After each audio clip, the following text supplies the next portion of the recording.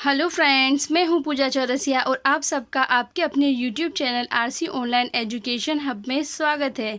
जैसा कि आपको ज्ञात है कि मैंने आपसे पिछली वीडियो में जो वर्ब्स जो हैं उसकी डेफिनेशन, उसके टाइप्स, जो उसके एग्जांपल है उसके बारे में मैंने आपको डिटेल से स्टडी करवाई थी। आज उसी सीरीज़ को आगे बढ़ाते हुए मैं आपको जो वर्ब्स के जो टू टाइप्स थे उनमें से जो एक टाइप हमारा था मेन वर्ब, उसको भी हमने टू टाइप्स में डिवाइड किया हुआ है और उसी के बारे में आज मैं आपसे डिस्कस करूंगी। ठीक है, तो पहले हम बात करते हैं। सबसे पहले हमने बात की थी वर्ब्स की डेफिनेशन की, फिर हमने बात की थी कि वर्ब्स के जो हैं वो टू टाइप्स होते हैं और टू टाइप्स होते हैं जो हमने देखा था। जो फर्स्ट टाइप हमारा था एक्सिलरी वर्ब, जिसे हम हेल्पिंग वर्ब्स भी कहते हैं। ठीक है, और सेकंड टाइप था हमारा मेन वर्ब। सेकंड टाइप कौन सा था? मेन वर्ब्स था, जिसे हम मुख्य क्रिया कहते हैं। ठीक है, और आज उसी सीरीज़ को जो हम आगे बढ़ाते हैं और उसी सीरीज़ में हम अगर बात करें तो जो मेन वर्ब से उसे भी हमने टू काइंड्स में डिवाइड किया है। कितने काइंड्स में डिवाइड किया है भाई? टू काइंड्स में डिवाइड किया है। ठीक है, और इसकी बात करें टू काइंड्स की, तो सबसे पहला वाला जो काइंड्स है हमारा है ट्रांजिटिव वर्ब। कौन सा है? ट्रांजिटिव वर्ब, जिसे हम हिंदी में सकर्मक क्रिया कहते हैं। क्या कहेंगे? सकर्मक क्रिया। और सेकेंड काइंड है हमारा इंट्रांजिटिव वर्ब। सेकंड काइंड कौन सा है? इंट्रांजिटिव वर्ब, जिसे हम क्या कहेंगे? अकर्मक क्रिया कहेंगे। ठीक है, सबसे पहले अगर मैं आपसे बात करूं कि ट्रांजिटिव वर्ब्स क्या होती है। ट्रांजिटिव वर्ब्स जो है ऐसी वर्ब्स होती है जो अपने वाक्य में क्या लेती हैं? कोई भी ऑब्जेक्ट लेगी।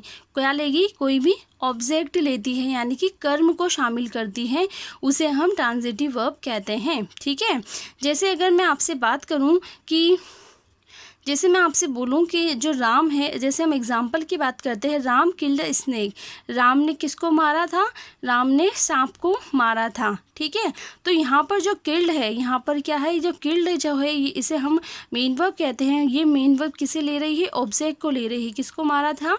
सांप को मारा था। तो स्नेक हमारा आंसर है। तो मतलब हम कह सकते हैं कि ये वाली जो किल्ड जो वर्ब है, ये कौन सी वर्ब है? ट्रांजिटिव वर्ब है। ठीक है, और आपने इसलिए हमने जो बात की थी इससे पिछली वाली वीडियो में कि जो अगर कोई भी सेंटेंस हो, अगर उसमें कोई मेन वर्ब ना हो तो वो सेंटेंस इनकम्प्लीट होता है। ठीक है, यानी कि वो सेंटेंस कंप्लीट नहीं होता। ठीक है, अब उसके बाद हम बात कर लेते हैं ट्रांजिटिव वर्ब की डेफिनेशन की। ट्रांजिटिव वर्ब्स होती क्या है उसकी डेफिनेशन के बारे में एक बार डिस्कस करते हैं। तो देखिए, बात करते हैं अ transitive verb is a verb. Transitive verb क्या है? एक वर्ब है विच डिनोट्स एन एक्शन, जो डिनोट्स करती है, जो प्रदर्शित करती है किसी भी क्रिया को, किसी भी कार्य को।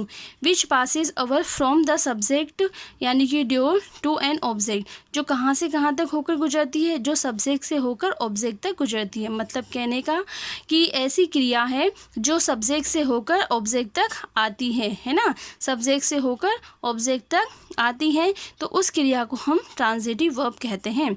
सिंपल लैंग्वेज में अगर मैं बात करूं, ट्रांजिटिव वर्ब किसे कहेंगे? कोई भी एक सेंटेंस है, कोई भी एक वाक्य है, उस वाक्य में अगर वर्ब्स के बाद क्या है? सब ऑब्जेक्ट आए। वर्ब के बाद या मेन वर्ब के बाद अगर मैं बात करूं ऑब्जेक्ट आता है, तो वही उससे पहले वाली, ऑब्जेक्ट से पहले वाली जो क्रिया है वो ट्रांजिटिव वर्ब कहलाएगी। ठीक है, जैसे हमने फर्स्ट एग्जाम्पल की बात की थी, उसी के साथ अगर मैं आपको बात करूं कि सेकंड एग्जाम्पल की, Harish wrote a letter. Harish ने एक लेटर लिखा था। हरीश ने क्या किया था? एक लेटर लिखा था। तो हम बात करें अगर, तो ये रोट के बाद क्या आ गया? एक लेटर। रोट के बाद क्या आया? लेटर, यानी पत्र आ गया। तो पत्र आ गया, तो मतलब ये वाली जो वर्ब हमारी ट्रांजिटिव वर्ब कहलाई। मतलब क्यों? क्योंकि इसने क्या ले लिया? ऑब्जेक्ट ले लिया। ठीक है, यहाँ भी इसने क्या था? ऑब्जेक्ट था। ठीक, तो इसलिए इस वर्ब ने क्या लिया? ऑब्जेक्ट लिया। तो इसलिए हम इस वर्ब को क्या कहेंगे? ट्रांजिटिव वर्ब कहेंगे। जैसे अगर हम बात करते हैं कि हमें तो नहीं समझ में आता कि ट्रांजिटिव वर्ब किसे कहेंगे, है ना? किसे कहते हैं, और आप समझा रहे हो तो नहीं आता समझ में कि हाँ भाई किसे कहना चाह रहे हो आप। तो देखो, अगर ऐसे सीधे समझने की भाषा में अगर मैं आपसे बात करूँ, तो अगर हम ऐसे समझेंगे, इसकी पहचान है, तो क्रिया से पहले अगर कोई भी क्रिया है, यानी कि जो वर्ब है, उससे पहले क्या, किसे या किसको लगाने पर उत्तर मिल जाए, तो वर्ब जो कैसी होगी? ट्रांजिटिव होगी। कैसे, देखो क्रिया से पहले क्या, किसे या किसको लगाने पर उत्तर मिले वो वर्ब कौन सी होगी, ट्रांजिटिव वर्ब होगी, है ना। जैसे मैं बोलती हूँ, फर्स्ट एग्जांपल की बात करती हूँ, रमन किल्ड अ स्नेक, है ना, रमन ने किसे मारा, एक सांप को मारा, ठीक है। तो अगर मैं बात कर दूँ किसे मारा, आगे बात किसे मारा, तो सांप को मारा। अगर मैं बोलती हूँ रमन ने क्या मारा, तब भी हमारा ऑब्जेक्ट आंसर आ रहा है कि सांप ने मारा, मतलब हमें आंसर मिल गया।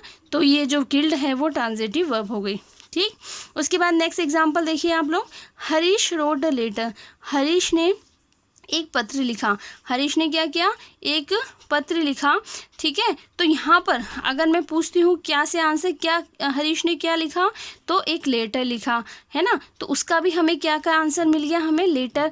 तो इसका मतलब ये रोट भी क्या हो गई, हमारी मेन वर्ब हो गई या ट्रांजिटिव वर्ब होगी। कौन सी वर्ब हो गई, ट्रांजिटिव वर्ब हो गई, ठीक है। उसके बाद देखिए एक और एग्जांपल हमारे पास है, सुनील वॉच्ड मूवी, सुनील ने मूवी देखी, है ना, सुनील ने मूवी देखी थी, या हम कह सकते हैं सुनील ने मूवी देखी थी। तो अगर हम क्वेश्चन पुटअप करते हैं, सुनील ने क्या देखा था, सुनील ने क्या देखा था, तो क्या देखा था का आंसर क्या आ जाएगा हमारे पास, मूवी। सुनील ने क्या देखा था, मूवी देखी थी।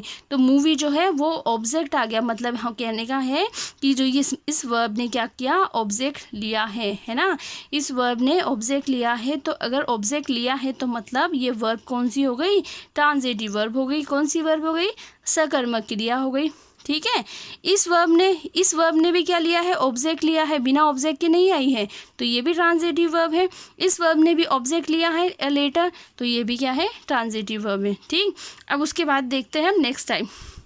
नेक्स्ट टाइप कौन सा है, देखो हमारा इंट्रांजिटिव वर्ब। नेक्स्ट टाइप कौन सा है, इन ट्रांजिटिव वर्ब, जिसे हम हिंदी में क्या कहेंगे, सकर्मक क्रिया, सॉरी अकर्मक क्रिया, है ना, इसे हम क्या कहेंगे, अकर्मक क्रिया, ठीक है।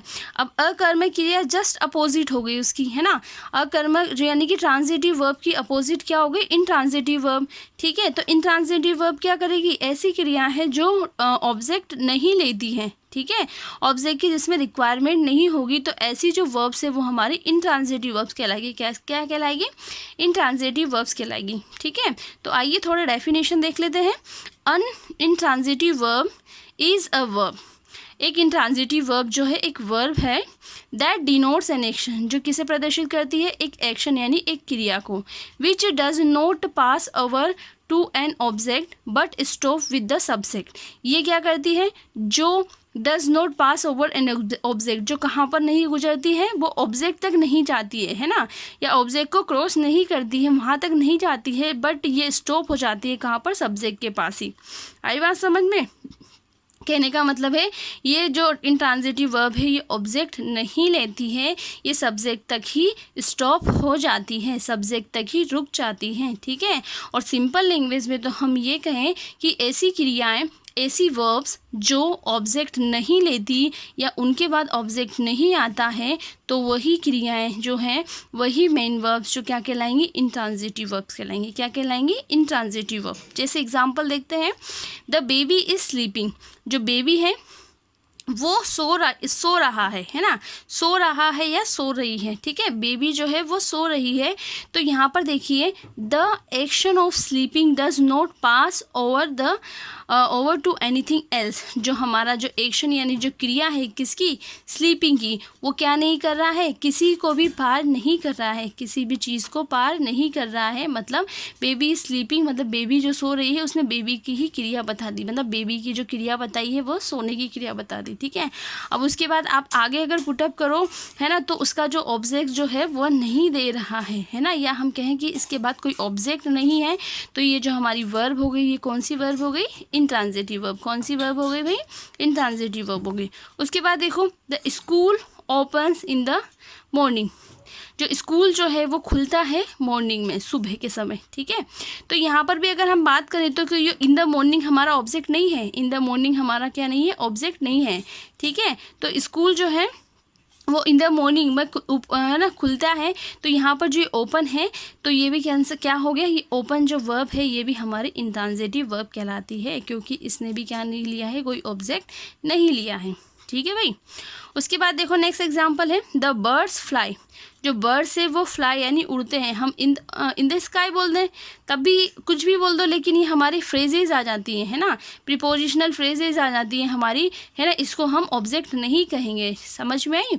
इसको हम ऑब्जेक्ट नहीं कहते हैं, हमारी फ्रेजेज होती है, ठीक है। तो इसलिए हम बात करें तो ये जो हमारी जो वर्ब है, फ्लाई है, ओपन है, स्लीपिंग है, ये सब क्या है, यहीं पर सब्जेक्ट तक ही सीमित है। ये कहाँ नहीं जाती है, पास होकर ऑब्जेक्ट पर पास नहीं जाती है, ठीक है। तो ये थी हमारी मेन वर्ब्स की जो 2 काइंड्स थे, उसमें पहली ट्रांजिटिव वर्ब्स और इंट्रांजिटिव वर्ब, ठीक है। मैंने कोशिश की सिंपल वे में समझाने की। अगर आपको ये वर्ब्स जो है इसके काइंड्स समझ में आए हो तो प्लीज़ इस वीडियो को लाइक, शेयर और मेरे चैनल को सब्सक्राइब कीजिए। So thanks for watching this video.